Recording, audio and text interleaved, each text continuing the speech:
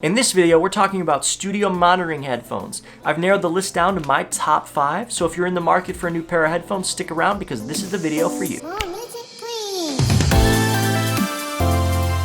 Welcome back, my name is Jack. Thanks for tuning in to another video. If you're new here, welcome. It's my goal to help creative music makers get better at making music at home. If we've met before, thanks for tuning into another video. Your continued support means the world. In this video, we're talking about studio monitoring headphones. And I've got to say, having a great pair of monitoring headphones is a super crucial part of any home studio. If you don't yet have an expensive set of reference monitors, having a good pair of headphones will help you mix, produce, record, and pretty much anything that you need to do in a studio. So I definitely recommend picking up a pair. Now, all the headphones in this video will be linked in the description if you want to check them out, do your own price matching, and make the decision for yourself. Now, before we get into the list of headphones, I do want to take a moment to say thank you to everyone who's supported the channel so far. I'm almost at 50 subscribers, and although that number is low compared to most YouTubers that you've probably heard of, to me it's very humbling and amazing that I even have 45 people subscribed to the channel so far, so I am super grateful for all of that. If you've been watching some of my videos and you've been hesitant and on the line to subscribe, please take a moment to like, comment, and subscribe below. It really does mean the world. Your support is what pushes my videos out to more people, and I just can't thank you enough for that. It really does mean the world. If you are interested in more gear guides and reviews, I've created a convenient playlist for you can find by clicking on the card right here. Now, the first pair of headphones I recommend are the Audio-Technica ATH-M50Xs, and I really think there's a lot of bang for the buck with these headphones. They're not terribly expensive, but you can tell that they're a really great quality headphone. They're really built well. They're made of sturdy plastic, and it doesn't feel like they're flimsy at all. I have no problem throwing these headphones in my bag when I travel somewhere. They're usually my go-to headphones for listening, for traveling, for sitting in the car. I don't use them too much in the studio, but they're totally made for and capable of that. I just tend to like using them as my daily headphone. They're nice and light, and I like them because I don't feel like I've got a massive pair of headphones on my head. One thing I really do love about the ATH-M50s is that they come with 3 different types of detachable cable. They've got a short one that feels like it's made for your phone, and they've got a long non-coiled one that's like 6 feet for the studio, and then they have your average coiled one like most of these studio headphones have. So if you're looking for an all-around great pair of headphones that would serve multiple uses and won't break the bank, I really do recommend the ATH-M50s. Now, the next pair of headphones I recommend are from Sony, and they are the MDR7506 professional large diaphragm headphones. Now, these ones are really popular among the audio-visual community, and I've seen a lot of boom mic operators or field location audio recorders using these kind of headphones, and that's probably because they have the smallest footprint of all the headphones on the list. They're super light, and because of that, you can get away with wearing them for extended periods of time without getting uncomfortable. Now, out of all the headphones on this list, these probably wouldn't be my first choice, and that's just because some of the other headphones do a better job in the studio than I think this pair does. But if size and comfort are a main concern, I would recommend this pair of headphones. Now, one of the downsides of these Sony headphones is they don't have a detachable cable. I know at first it might seem like that's not a deal breaker, but having the security of knowing that if something goes wrong with the cable, you can just swap it out for a new one, really, in my opinion, offers some peace of mind and adds to the longevity of the headphones. Hey, if you're getting value out of this video, please leave a comment below. Let me know what headphones you use, and let me know if there's a video you'd like to see next. Now, the third pair of headphones on our list are pretty special, and they are the Beyerdynamic DT770 Pros.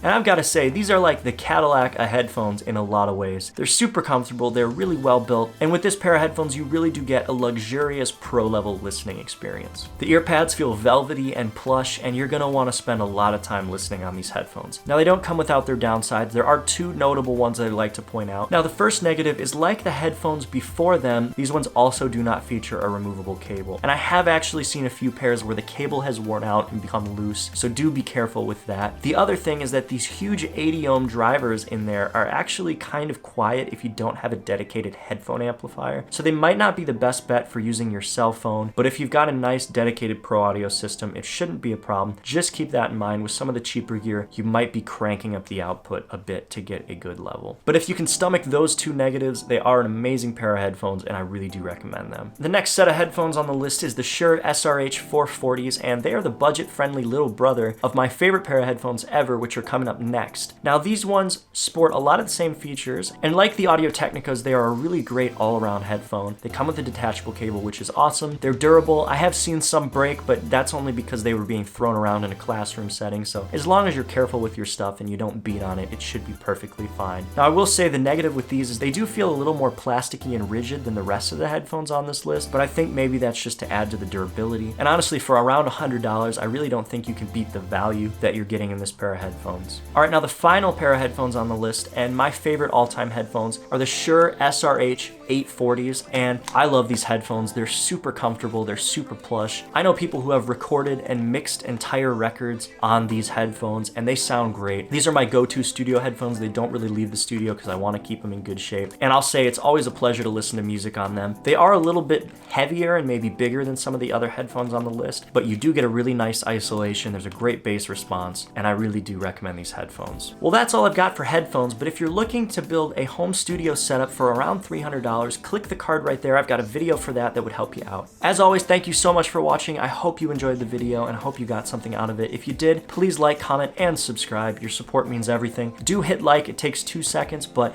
it really does help the YouTube algorithm see my video, know that it's good, and put it out to more people. So thank you for that. As always, please stay healthy and safe, and I will see you in the next video.